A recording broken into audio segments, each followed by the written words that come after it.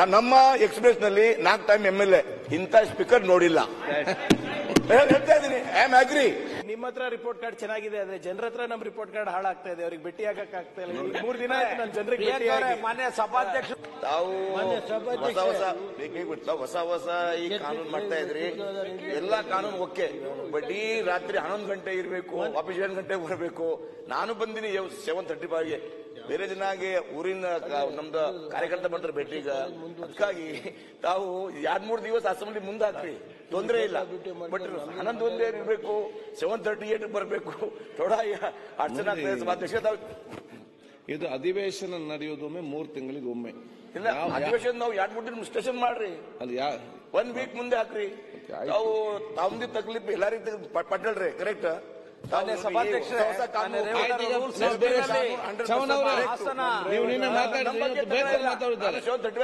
ಚರ್ಚೆ ಮಾಡ್ತೇನೆ. ಬೇರೆ ಬೇರೆ ಜನ ಸಭಾಧ್ಯಕ್ಷ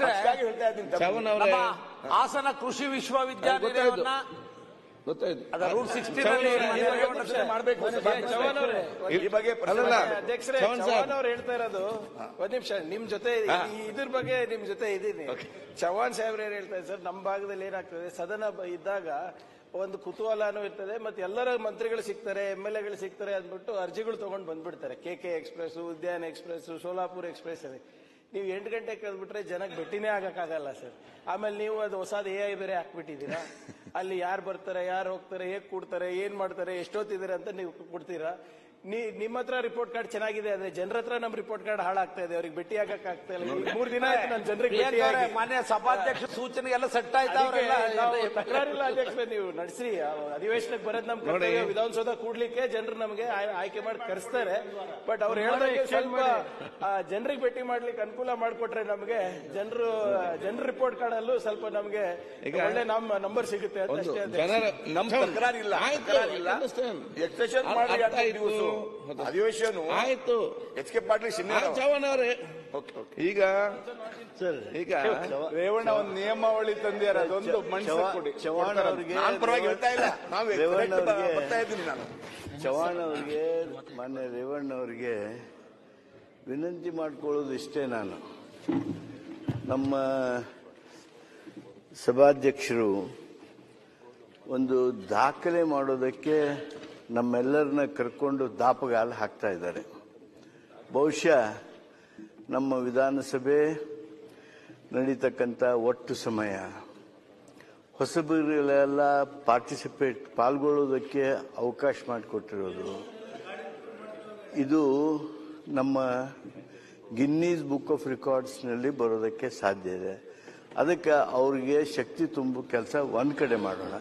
ಆದರೆ ಒಂದು ನಾನು ತಮ್ಮಲ್ಲಿ ವಿನಂತಿ ಮಾಡ್ತೀನಿ, ನಮ್ಮ ಏನು ಹೊಸ ಶಾಸಕರಿದ್ದಾರೆ ಅವರಿಗೆ ಇಲ್ಲಿ ಮಾತಾಡೋದು ಒಂದನೆಯ ಎಮೋಷನಲ್ ಸ್ಯಾಟಿಸ್ಫ್ಯಾಕ್ಷನ್, ಭಾವಾತ್ಮಕ ಸಮಾಧಾನ. ಆದರೆ ಅದರ ಜೊತೆಗೆ ಅವರು ಭಾಷಣಕಾರರಲ್ಲ, ಪ್ರೊಫೆಸರ್ಸ್ ಅಲ್ಲ. ಅವರನ್ನ ಅವರ ಕ್ಷೇತ್ರದೊಳಗೆ ನೋಡಬೇಕು ಅಂತಾರೆ, ಅವರ ಪ್ರದೇಶದಲ್ಲಿ ನೋಡಬೇಕು ಅಂತಾರೆ. ಅವರು ಯಾವ ಭಾಗದ ಪ್ರತಿನಿಧಿ ಇದ್ದಾರೋ, ಉತ್ತರ ಕರ್ನಾಟಕದವ್ರು ನೋಡ್ಬೇಕಂತಾರ, ಹೈದರಾಬಾದ್ ಕರ್ನಾಟಕದವ್ರು ನೋಡ್ಬೇಕಂತಾರ, ಹಳೆಮೈಸೂರವ್ರು ನೋಡ್ಬೇಕಂತಾರ. ಹಾಗಾಗಿ ಅವರು ಏನು ಮಾತಾಡ್ತಾರ, ಯಾವಾಗ ಮಾತಾಡ್ತಾರ, ಅದು ಅವರ ಕ್ಷೇತ್ರದ ಜನರಿಗೆ ತಿಳಿಯುವಂತೆ ಮಾಡಿ ಅವರನ್ನ ನೋಡ್ಬೇಕು, ಮಾತಾಡೋದು ನೋಡ್ಬೇಕು. ಆ ವ್ಯವಸ್ಥೆ ಮಾಡಿದ್ರಿ ಅಂದ್ರೆ ಅವರ ನಿಜವಾದಾಗಿರ್ತಕ್ಕಂಥ ಅವರ ಟ್ಯಾಲೆಂಟು ವ್ಯಕ್ತ ಆಗುತ್ತೆ, ಅವರ ನಾಯಕತ್ವ ಬೆಳೀತದೆ. ಅದನ್ನು ತಾವು ದಯಮಾಡಿ ಮಾಡ್ತೀರಿ ಅಂತ ಹೇಳಿ ವಿಶ್ವಾಸವನ್ನು ಹೊಂದಿದೆ. ನನ್ನ ಸಭಾಧ್ಯಕ್ಷರೇ, ಅಧ್ಯಕ್ಷ ಬಗ್ಗೆ ನಮ್ದು 1 ಬಿ ತಕರಾರು ಇಲ್ಲ. 100% ಎಲ್ಲ ಕರೆಕ್ಟ್ ಅವ. ನಮ್ ತಕರಾರು ಇಲ್ಲ. ನಾನು ಕರೆಕ್ಟ್ ಬರ್ತಾ ಇದ್ದೀನಿ. ತಾವು ಹೇಳ್ತಾ ಇದ್ರಿ ಸಭಾಧ್ಯಕ್ಷರು ಬಂದ ಮೇಲೆ ಏನೇನು ಹೊಸ ಕಾನೂನು ಮಾಡಿದಾರ, ಹೊಸ ನಮ್ ಸಲುವಾಗಿ ಭಾರ ಮಾಡಿದಾರ, ಏನ್ ತಕರಾರಿಲ್ಲ, ನಂಬಿ ತಕರಾರಿಲ್ಲ. ಬಟ್ ಎಲ್ಲಾರು ಹೇಳ್ತಾ ಇದ್ರು, ಅದಕ್ಕಾಗಿ ಗಮನಕ್ಕೆ ತರ್ತಾ ಇದ್ದೀನಿ ಅಷ್ಟೇ. ತಾವು 100ಕ್ಕೆ 100% ಮಾರ್ಕ್ ಓಕೆ, 100ಕ್ಕೆ 100 ಕರೆಕ್ಟ್. ಬಟ್ ಈ ತರ ನಮ್ ನಿನ್ನೆ ಫೋನ್ ಮಾಡಿದ್ರು, ಜನ ಬಂದಾರ ಭೇಟಿ ಅಕ್ಕ ಹೇಳ್ತಾ ಇದ್ದೀನಿ ನಾನು. ಬಾಕಿ HK ಪಾಟೀಲ್ ಅವರೇ, ನಮ್ಮ ಎಕ್ಸ್ಪ್ರೆಸ್ ನಲ್ಲಿ 4 ಟೈಮ್ MLA ಇಂಥ ಸ್ಪೀಕರ್ ನೋಡಿಲ್ಲ. ಹೇಳ್ತಾ ಇದ್ದೀನಿ, ಐ ಆಮ್ ಅಗ್ರಿ. ಬಟ್ ಏನಿದೆ ಗಮನ ತರಬೇಕು ಅಷ್ಟೇ.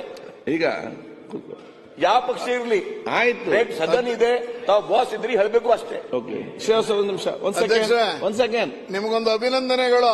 ನಿನ್ನೆ ನಿಮಗೆ ಒಂದು ಪ್ರಶಸ್ತಿ